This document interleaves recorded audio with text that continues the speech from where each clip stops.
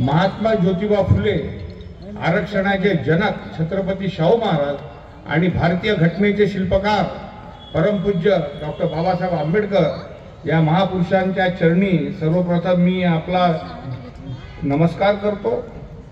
मंडळी, ही 2024 ची जी विधानसभेची जी निवडणूक चालू आहे, या निवडणुकीमध्ये फार महत्त्वाचे विषय आहे। तुम्ही फक्त एक आमदार निवडून द्यायसाठी मतदान नाही करणार आहे। तुमची जे मुलं बाळ आहे, तुमची जी पुढची पिढी आहे, त्यांचं भविष्य कसं असावं हे ठरवणारी ही 20 तारखेचं इलेक्शन आहे। तुम्ही असं नका समजू की एक बटन दाबलं आमदार निवडून गेला आपला विषय संपला, असं नाही आहे। ही जी महाराष्ट्रातील सध्याची सत्तेवर असलेली महाभ्रष्ट गद्दारांची महायुती हिने आपला अकोला जिल्हा संपूर्णपणे शापित करून टाकलेला आहे। मी तुम्हाला 3-4 गोष्टी थोडक्यात सांगतो आणि तुम्ही माझ्याशी सहमत व्हाल असा मला आत्मविश्वास आहे। तुमच्यापैकी किती लोक इतक्यात अकोटला गेले होते? अकोट आहे आपलं, अकोल्याहून अकोट। तुम्ही मला सांगा की अकोला अकोट रोड यानं जागतिक विक्रम केलेला आहे की गेल्या 11 वर्षापासून तो रोड अपूर्ण आहे, अजून जागतिक विक्रम केलेला आहे। त्याचं अजून उद्घाटन होणं बाकी आहे आणि त्या रोडवर इतके मोठे मोठे भेगा पडलेले आहेत की आमची तरुण पिढी जेव्हा हिरो होंडाने अकोटला जाते, त्या हिरो होंडाचं चाक त्या भेगांमध्ये फसते आणि ते तिथेच त्या कॉन्क्रीट रोडवर पडतात आणि किती तरुण पोरांचा जीव त्याच्यामध्ये गेलेला आहे। त्याचे सर्वस्वी जबाबदार ही गद्दारांची महाभ्रष्ट युती सरकार आहे। 11 वर्षात एक रोड पूर्ण करू शकत नाही आणि आम्हाला सांगतात की आम्ही तुमचा विकास करू। अरे तुमचं पाहणं गेल्या 10 वर्षात तुम्ही काय केलं ते।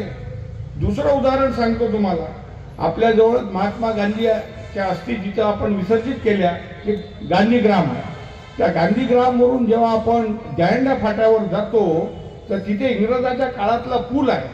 तो त्या पुलाला बांधकाम करून 150 वर्ष झाले, तो पूल अजूनही शाबूत आहे। पण कोण्या इंजिनियरनं शोध लावला की तो पूल आता कमकुवत झालेला आहे, दुसरा पूल बांधणं आवश्यक आहे। आता तुम्ही मला सांगा की तो पूल शाबूत असताना केवळ भ्रष्टाचाराची संधी मिळाली पाहिजे म्हणून दुसऱ्या पुलाचा पिल्लू काढण्यात आला। आणि आजचे जे विद्यमान आमदार आहेत त्यांनी त्या जुन्या पुलाच्या उजव्या बाजूला एक दुसरा पूल बांधला 4 कोटी रुपयाचा। त्या पुलाचं उद्घाटन झाल्याबरोबर मी इंजिनियर लोकांची टीम तिथं घेऊन गेलो। म्हणजे ही महाभ्रष्ट महायुती तुमचं आमचं किती प्रचंड प्रमाणात शोषण करते आहे हे तुम्ही आम्ही समजून घेणं आवश्यक आहे। इंजिनियर लोकांची टीम घेऊन तिथे गेलो। तिथे गेल्यानंतर आम्ही सगळं मोजलं, 69 पाईप आहेत भाऊ, त्याच्यात सिमेंटचे 69 पाईप आहेत। त्यांना विचारलं एक पाईप किती रुपयाचा मिळेल, तर म्हणे हा सिमेंटचा एक पाईप 1 लाख रुपयाचा एक पाईप मिळेल। 69 पाईपचे पैसे किती झाले? 69 लाख। म्हटलं ही जी काळ्या मातीची भरती टाकली आहे त्याचा खर्च, म्हणजे काळ्या मातीच्या भरतीचा खर्च फक्त 30 लाख रुपये, म्हणजे एकूण खर्च किती आला त्या पुलाला? 1 कोटी रुपये। 70 लाख 69 लाख आणि 30 लाख 1 कोटी रुपये। आणि भाजपवाल्यांनी त्याचं बिल किती रुपयाचं काढावं?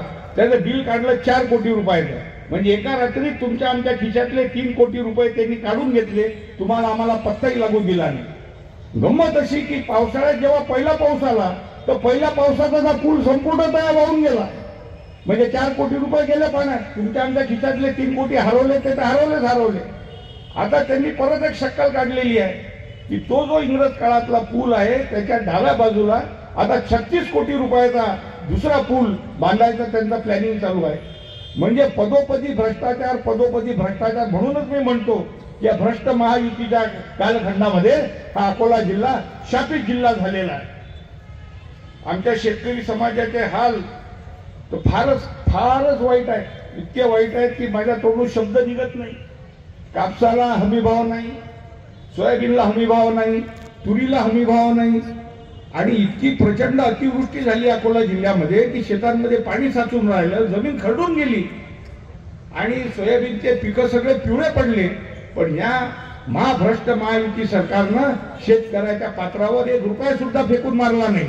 म्हणूनच आपल्या महाराष्ट्रामध्ये दररोज 116 शेतकरी बांधव आत्महत्या करून राहिले। यांना शेतकऱ्यांशी काही देणं घेणं नाही, यांना तुमच्या आमच्याशी काही देणं घेणं नाही। म्हणजे ज्या वेळेस लोकसभेचे 4 जूनला मतमोजणी झाली, प्रकाश भाऊ, 4 जूनला जेव्हा मतमोजणी झाली लोकसभेची, त्यावेळेस त्याच्या पहिले हे फडणवीस साहेब म्हणत होते की 48 पैकी आमच्या महायुतीच्या 44 जागा निवडून येतील. 4 जूनला त्यांचा हा भ्रमाचा भोपळा फुटला आणि 48 पैकी 33 जागा या महाविकास आघाडीच्या निवडून आल्या. 33 जागा. पूर्ण विदर्भामध्ये तर भाजपच्या फक्त 2च जागा निवडून आल्या, एक नागपूरची आणि एक अकोल्याची. आता तेव्हा त्यांच्या लक्षात आलं की आपली परिस्थिती गंभीर आहे, आपली परिस्थिती गंभीर आहे.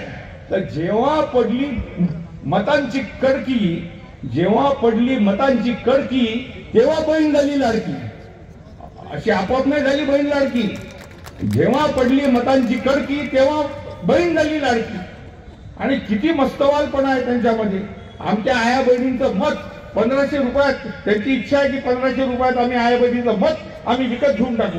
आमच्या आया बहिणी हुशार आहेत, आया बहिणी हुशार आहेत. काँग्रेसच्या काळामध्ये गॅसचं सिलेंडर 300 रुपयाचं होतं, ते यांनी आता 1200 रुपयाचं करून ठेवलं. म्हणजे आया बहिणीला संसार करणं आता किती कठीण झालेलं आहे. आया बहिणी कसा करत असतील संसार. मला नाही वाटत की आमच्या आया बहिणी 1500 रुपयामध्ये या महाभ्रष्ट महायुतीला आपलं मत घेतील असं मला मुळीच वाटत नाही. ही परिस्थिती आहे आपल्या अकोला जिल्ह्याची. त्याच्यानंतर वाढती महागाई, वाढती बेरोजगारी आणि स्त्रियांवरील वाढते अत्याचार. तुम्ही पाहा, 4 वर्षाच्या मुलीवर भाजपचे पदाधिकारी जर बलात्कार करू शकतात तर त्यांना तर आत्ताच्या आत्ताच आत्महत्या करून टाकायला पाहिजे त्यांनी. 4 वर्षाच्या चिमुरड्या मुलीवर भाजपचे पदाधिकारी जर आत्महत्या जर बलात्कार करू शकतात तर ते कोण्या प्रकारचे लोक आहेत हे तुम्ही आम्ही वेळीच ओळखून घेणं फार आवश्यक आहे. अकोला पश्चिम मतदारसंघाचे आपले लाडके उमेदवार साजिदभाई पठाण यांचं या ठिकाणी स्वागत झालेलं. मी सर्वांना विनंती करतो की जोरदार टाळ्या वाजवून त्यांचं स्वागत केलं पाहिजे. आइए साजिद आपका हार्दिक स्वागत. आइए. काँग्रेस महिला नेते विभाताई राऊत यांनी सुद्धा विनंती करतो त्यांनी मंचावर स्थानापन्न व्हावं. विभाताई राऊत. आता आपल्या 3 पक्ष आहे, एक भारतीय राष्ट्रीय काँग्रेस, एक शिवसेना उद्धव बाळासाहेब ठाकरे आणि एक राष्ट्रवादी शरदचंद्र पवार. या 3 पक्षांची मिळून महाविकास आघाडी आहे. तुम्ही आम्ही सगळे सुशिक्षित लोक आहोत. महाविकास आघाडीनं आपला महाराष्ट्रनामा, आपला वचननामा प्रकाशित केला. महाविकास आघाडीनं काय काय म्हटलेलं आहे त्याच्यामध्ये हे तुम्ही आम्ही सगळ्यांनी समजून घेणं आवश्यक आहे. सगळेजण म्हणतील की महाविकास आघाडीला मतदान करा, पण का मतदान करा हे तुम्ही आम्ही सगळ्यांनी समजून घेणं आवश्यक आहे. त्या महाराष्ट्राच्या महाविकास आघाडीच्या महाराष्ट्रनामा वचननाम्यामध्ये, जाहीरनाम्यामध्ये पहिलाच मुद्दा आहे की आमच्या लाडक्या बहिणींना हे काय देतात 1500 रुपये दर महिना. महाविकास आघाडी आमच्या लाडक्या बहिणींना दर महिन्याला 3000 रुपये देणार आहे आणि ते महाविकास आघाडीचं वचन आहे. पहा कसा फरक आहे. भाजपवाले म्हणतात 1500 आमची बहीण लाडकी, महाविकास आघाडी म्हणते दर महिन्याला 3000 रुपये आम्ही देऊ. त्याच्यानंतर जो आमचा शेतकरी सध्या अडचणीत आहे त्याच्यावरचं जे शेतीचं पीक कर्ज आहे त्या पीक कर्जापैकी 3 लाख रुपयाचं पीक कर्ज महाविकास आघाडी आपल्या खजिन्यातून भरून देईल आणि शेतकऱ्याचं 3 लाख रुपयापर्यंत कर्ज माफ करण्याचं वचन या महाविकास आघाडीच्या जाहीरनाम्यात त्यांनी दिलेलं आहे. म्हणजे समाजातल्या प्रत्येक घटकासाठी महाविकास आघाडी किती बारकाईने विचार करते हे तुम्ही आम्ही समजून घेणं आवश्यक आहे. मी स्वतः डॉक्टर आहे, सर्जन आहे, पण मला माहित आहे की वैद्यकीय इलाज, वैद्यकीय उपकरणं, वैद्यकीय औषधी किती महाग झालेली आहे. महाविकास आघाडीनं आपल्या जाहीरनाम्यात जाहीर करून टाकलं की प्रत्येक कुटुंबाला 25 लाख रुपयाचा आरोग्य विमा, त्याचा प्रीमियम महाविकास आघाडी सरकार भरणार आहे आणि आपल्या पैकी प्रत्येकाच्या कुटुंबाला रुपये 25 लाखाचा आरोग्य विमा हे महाविकास आघाडी सरकार जे 24 तारखेला सत्तेवर स्थानापन्न होईल ते 25 लाख रुपयाचा आरोग्य विमा प्रत्येक कुटुंबाला देणार आहे. आमच्या आया बहिणींनीच गेल्या 10 वर्षामध्ये सगळ्यात जास्त यातना भोगल्या या भाजपच्या अत्याचारी राज्यामध्ये.